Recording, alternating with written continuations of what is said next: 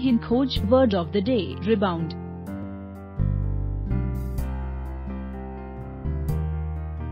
Rebound का हिंदी में मतलब फिर से उछाल आना होता है।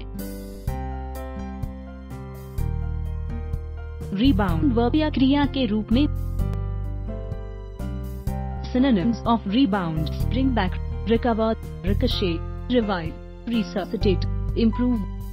Antonyms of rebound: decline, languish, wither, fade, deteriorate, worsen.